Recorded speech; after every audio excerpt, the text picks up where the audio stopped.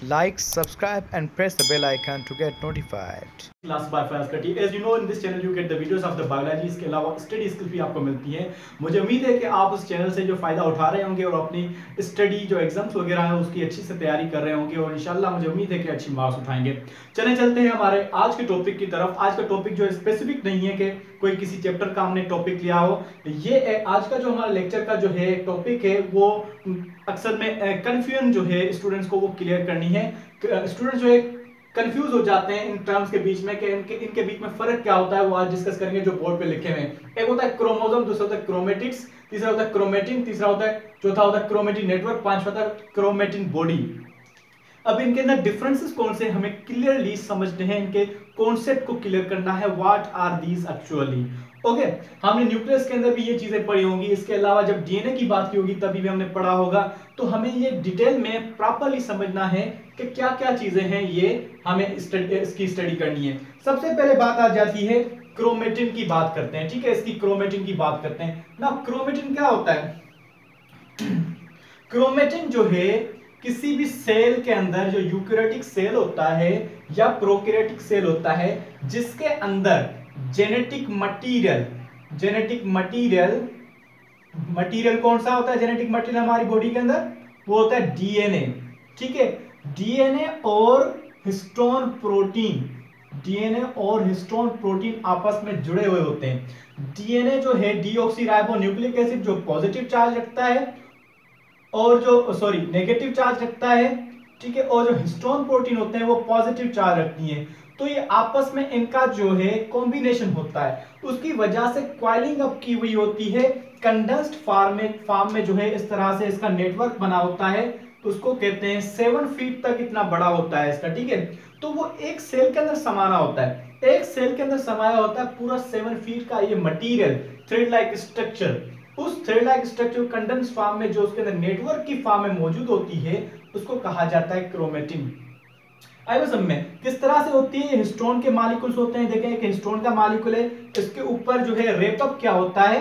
Protein का molecule. ये अगर आपको स्ट्रक्चर समझ में सही आएगी तो आगे भी आपको चीज समझ में सही आएगी। ठीक है, इस तरह से क्या होता है, यहां पे भी क्रोमोसोम, ये हिस्टोन प्रोटीन, ये हिस्टोन प्रोटीन, ये हिस्टोन प्रोटीन, ये आपस में देखो क्वाइलिंग करते हैं, क्वाइलिंग कर रहे हैं, उसको अट्रैक्ट करके थोड़ा करीब ला रहे हैं। अगर ऐसा नहीं होता तो ये बहुत ही बड़ी होती और एक न्यूक्लियस के अंदर नहीं पाई जाती। तो इस तरह से इसको कंडेंस करने के लिए प्रोटीन है, this is the protein, histone protein, और दिस इज द डीएनए। तो इस तरह से ये जो कंडीशन है इसको कहा जाता है क्रोमेटिन। आएगा समझ में? अच्छा, अब जब डिवीजन, सेल डिवीजन करीब आती है, सेल डिवीजन जब करीब आती है तो ये क्रोमेटिन जो है, क्रोमेटिन नेटवर्क भी जिसे कहते हैं, क्रोमेटिन नेटवर्क जो है, ये क्रोमेटिन और क्रोमेटिन नेटवर्क बात सिमिलर हो गई, क्रोमेटिन नेटवर्क। अच्छा, उसमें फर्क है क्रोमेटिन बॉडी में, वो हम आगे डिस्कस करते हैं। ठीक है, क्रोमेटिन नेटवर्क जो है ये यूकैरियोटिक सेल के अंदर जो क्रोमेटिन नेटवर्क होती है, ये पता है क्या होती है? जब ये इस तरह से कॉइल अप की होती है, लेकिन जब सेल डिवीजन जो होती है तो ये कंडेंस हो जाती है।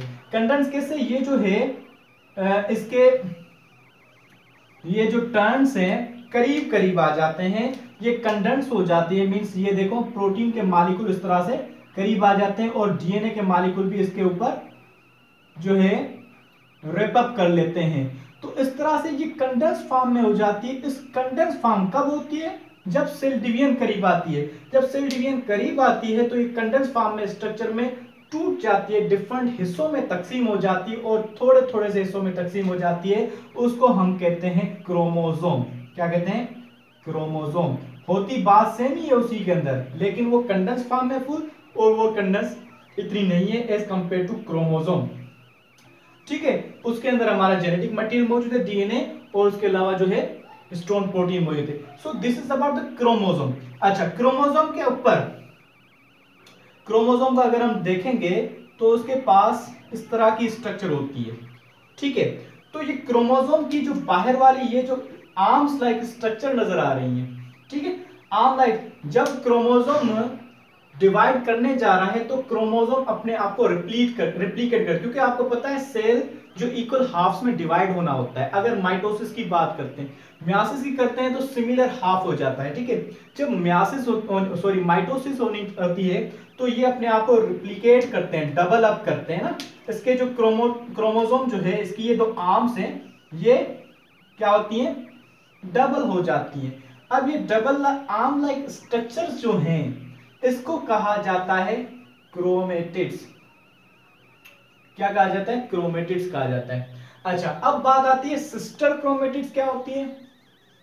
Sister chromatids and non sister chromatids, ठीक है। Sister chromatids and non sister chromatids. अच्छा, इसी के अगर क्रोमोसोम एक है और ये दूसरा यहां पे क्रोमोसोम रहा, ठीक है। अगर एक ही क्रोमोसोम की क्रोमेटिड्स हैं, ये क्रोमोसोम और की क्रोमेटिड और ये क्रोमोसोम की क्रोमेटिड, इनको कहा जाएगा सिस्टर क्रोमेटिड्स, ठीक है। और इसकी क्रोमेटिड और इसकी क्रोमेटिड, ठीक है, इनको क्रोमेटिड्स को कहा जाएगा नॉन सिस्टर क्रोमेटिड्स। तो क्लियर होगा, क्रोमेटिड समझ में आ गई आपको। Chromatids are arm like structure जो कि कनेक्टेड होती है यहाँ पे सेंट्रल स्ट्रक्चर जिसको कहते हैं सेंट्रोमियर। ये कब प्रोड्यूस होती है, सेल डिवीजन के दौरान नजर आती है, ठीक है। अच्छा, इसके अलावा और एक चीज यहां पे आप डिस्कस करनी है कि क्रोमेटिन नेटवर्क और क्रोमेटिन बॉडी में क्या फर्क है। ये डिस्कस करने से पहले एक और टॉपिक बताता हूं, क्रोमोनेमा। क्रोमोनेमा जब म्यासिस होती है, ठीक है, म्यासिस के दौरान वो डबल अप नहीं होते। आपको पता है क्रोमोसोम डबल नहीं होते, सिंगुलर होते हैं, तो थिन थ्रेड लाइक स्ट्रक्चर बनती है, मीन थिन क्रोमोसोम्स बनते हैं, उनको कहा जाता है क्रोमोनेमाटा। और प्लूरल को कहा जाता है क्रोमोनेमा, प्लूरल। और सिंगल को क्या कहा जाता है, क्रोमोनेमाटा, क्रोमोनेमाटा कहा जाता है। क्लियर हो गया, chromatids, chromosome and chromatin network.